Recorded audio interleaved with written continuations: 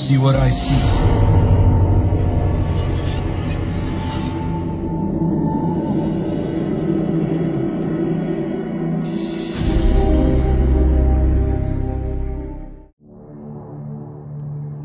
Assalamualaikum warahmatullahi wabarakatuh.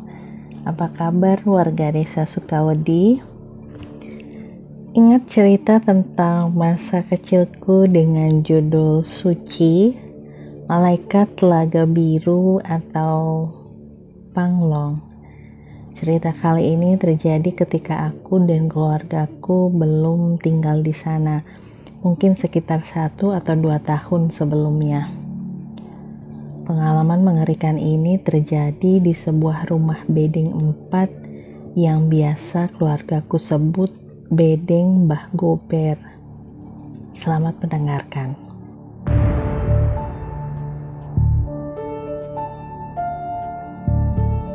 Abah menjemputku di stasiun malam itu. Kereta terlambat sekali datangnya. Mungkin karena banyaknya kereta barang yang memakai rel yang masih sedikit pada masa itu secara bergantian. Akhirnya kami tiba di kota yang dingin itu sekitar jam 2 malam. Aku, bibi, dan nenek memisahkan diri di stasiun. Bibi dan nenek langsung menuju rumah bibiku yang lain di sebuah daerah yang tidak jauh dari stasiun ini. Sedangkan aku yang telah dijemput Abah harus berganti angkot sebanyak 2 kali untuk sampai ke bedeng yang keluargaku tempati. Aku yang mengantuk sesekali hanya mengerjap dan sampai akhirnya terbangun keesokan harinya. Bedeng itu bedeng 4 pintu dengan kamar mandi dan sumur timba yang berada di luar. Sementara rumah pemilik bedeng yang bernama Mbah Gober berada di bagian depan dekat jalan raya. Rumah Mbah Gober besar dan terasa dingin, mungkin karena beliau amat gemar bercocok tanam. Ibu sering mengajakku bermain di sana sehabis mandi pagi dan sore. Di pekarangan rumah Mbah Gober ada sebuah pohon beringin tua besar dan sangat rindang. Pernah aku dan 13 orang cucu Mbah Gober memeluknya dan itu tidak pernah sampai. Harus ditambah dengan pelukan beberapa orang dewasa lagi. Salah seorang cucu Mbah Gober menjadi teman akrabku.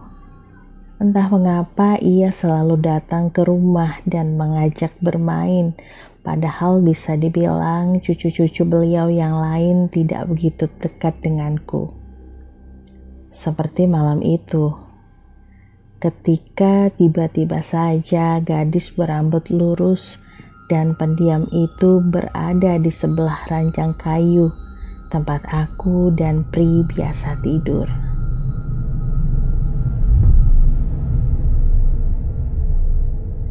Ya, aku tidak memperdulikan itu selama ia tidak nakal dan mengganggu. Lagi pula, Melati, sebut saja begitu, tak pernah mengatakan apa-apa sedikit pun, kecuali sedikit tersenyum, sedikit mengangguk, atau tiba-tiba datang dan tiba-tiba pergi. Selain pohon beringin yang selalu menarik perhatianku, di rumah besar Mbah Gober juga ada sebuah kolam ikan dengan jembatan buatan di tengahnya. Aku tidak tahu berapa dalam kolam ikan itu, tapi yang pasti cucu-cucu Mbah Gober tidak ada yang suka bermain di sana ataupun di atas jembatannya, kecuali Melati. Suatu pagi, ibu sedang membantu istri dan anak-anak Mbah Gober menyiapkan beberapa menu masakan yang dimasukkan dalam sebuah besek. Aku sedang bermain bersama cucu-cucu Mbah Gober, sementara Pri, adikku, entah mengapa tidak pernah mau ketika diajak bermain di sana. Melati menarik tanganku, mengajak ke kolam ikan yang hampir tak pernah didatangi dan disentuh. Pada bagian lekukan pegangan jembatan kecil yang seukuran rentangan tangan orang dewasa itu, Melati mengajakku duduk di tepiannya. Tapi entah mengapa di beberapa detik kemudian, ia tidak ada lagi di sebelahku, tapi berada dalam kolam ikan di bawah jembatan.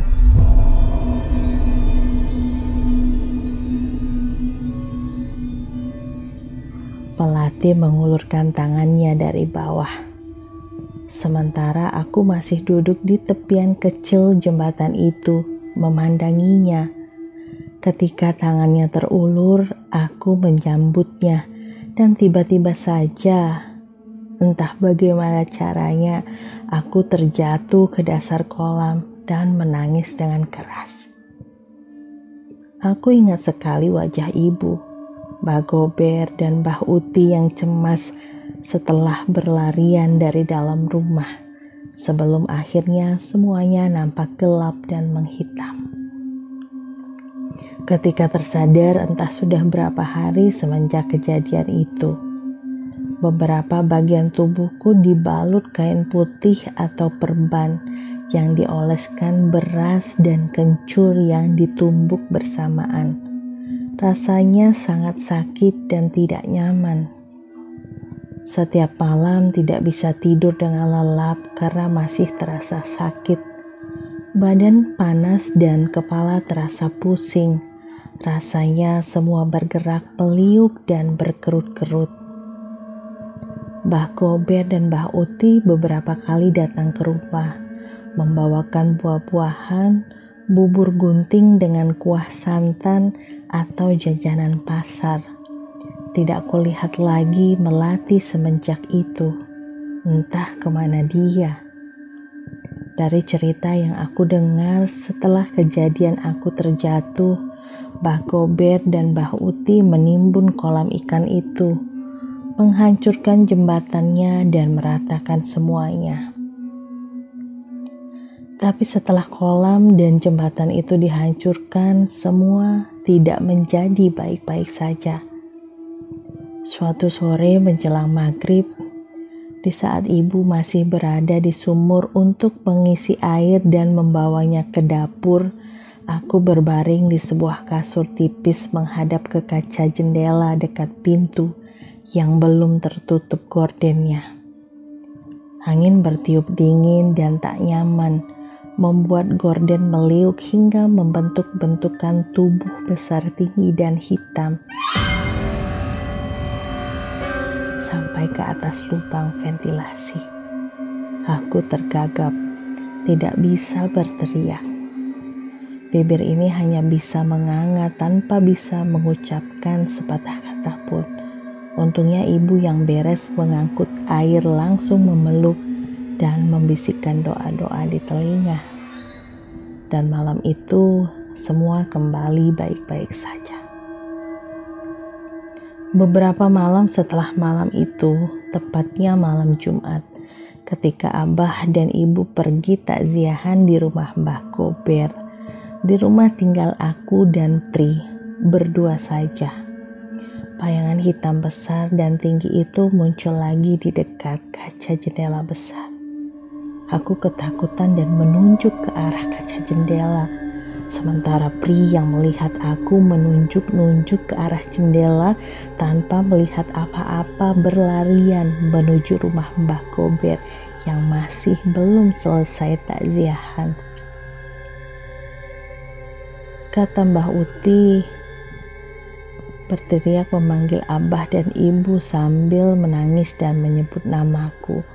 Untung Abah dan Ibu cepat pulang. Dan sejak saat itu, aku tak pernah berhenti melihat kejadian aneh setiap malamnya.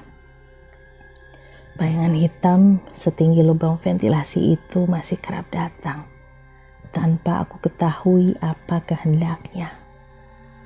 Aku jadi sering menangis sering duduk termenung seperti kehilangan kesadaran dengan mata yang melotot. Abah dan ibu tidak pernah meninggalkanku dalam keadaan yang benar-benar sendirian. Mereka akan pergi bergantian dan tidak pernah pergi bersama-sama. Minggu-minggu selanjutnya setelah tangan kiriku tak lagi diperban, ibu kembali mengajakku bermain di rumah Mbah Gober. Di sana sedang banyak orang-orang dewasa yang berkerumun. Kata ibu, pohon beringin besar itu ingin ditebang karena takut berbahaya, bisa menimpa rumah-rumah yang ada di sekitarnya. Belum pernah melihat pemandangan yang seperti itu. Aku sangat antusias. Cucu-cucu Mbah Gober dan aku tidak diperkenankan melihat dari dekat. Setelah mesin gergaji itu dihidupkan dan didekatkan ke kulit pohon, tiba-tiba saja mesin gergaji itu mati seketika dan tidak bisa dihidupkan kembali. Tidak putus asa, beberapa orang mulai menggunakan kapak besar. Palangnya kapak itu seolah terlepas dari gagangnya dan malah terpental jauh. Untung tidak menyebabkan sebuah kemalangan. Karena tidak jadi ditebang, orang-orang dewasa itu kembali ke rumah mereka masing-masing. Satu persatu dari mereka bergantian kesurupan dan sakit semenjak itu. Entahlah. Melihat semua yang tidak menjadi baik-baik saja, Abah mengajak ibu pindah. Apalagi belakangan kerap ditemukan binatang mati dalam sumur di kontrakan yang membuat ibu semakin tidak nyaman. Suatu hari, kami berkemas dan bersiap untuk pindah. Sebuah mobil pickup sudah menjemput di samping bedeng Mbah Gober. Abah dan ibu meminta waktu sebentar untuk kami berpamitan dan mengucapkan terima kasih. Kami masuk ke rumah itu, ke bagian dalam rumah yang belum pernah aku masuki. Terlihat sebuah foto besar, sangat besar. Di dalamnya ada gambar diri Mbah Gober, Mbah Uti, anak-anak dan cucu beliau. Tidak kutemukan Melati di sana. Aku mencium punggung tangan Mbah Gober dan Mbah Uti. Mereka memberikan sebuah besek besar berisi beras dan beberapa sembako lain. Pesan mereka agar kami mampir dan tetap menjaga silaturahmi. Kami berpamitan dan naik ke dalam mobil. Abah dan Pri duduk di belakang sementara aku dan ibu duduk di depan. Entah mengapa aku sangat tergelitik untuk membuka besek yang diberikan Mbah Gober. Lagi pula ibu bertanya apa yang diberikan beliau. Setelah meminta izin kepada ibu, perlahan aku membuka bungkusan itu. Ada beras, Bu. Ada amplop putih, mie, gandum, gula, dan sebuah buku kecil. Buku kecil? Tanya ibu. Iya, buku kecil, Bu. Buku apa? Tanya ibu lagi. Aku belum bisa membaca waktu itu, tapi aku bilang saja, buku kecil dan ada gambar melati sedang tersenyum di sana. Tahun 2009 ketika aku menikah di kota itu, rumah Mbah Gober sudah berpindah kepemilikan, tapi pohon beringin dan kolam yang ditimbun itu masih ada, walau beberapa bentuk rumahnya sudah banyak yang berubah. Aku tidak tahu Mbah Gober, Mbah Uti, anak dan cucunya pindah kemana. Harapannya adalah mereka tetap hidup baik dan bahagia. Terima kasih sudah mendengarkan cerita Bunga. Silakan follow Instagram yang baru ya, berkah_bung. Jadi Instagram yang lama itu, Bunga Kantil 1313 itu sudah diupayakan untuk mencari passwordnya, tapi sampai sekarang tidak ketemu dan tidak bisa dibuka. Sementara Instagram Japakara itu adalah nama pena ketika menulis di salah satu platform, dan sekarang tidak menulis lagi di sana, jadi nama itu tidak dipakai lagi. Mohon maaf kalau membuat teman-teman bingung ya. Terima kasih atas perhatiannya. Wassalamualaikum warahmatullahi wabarakatuh.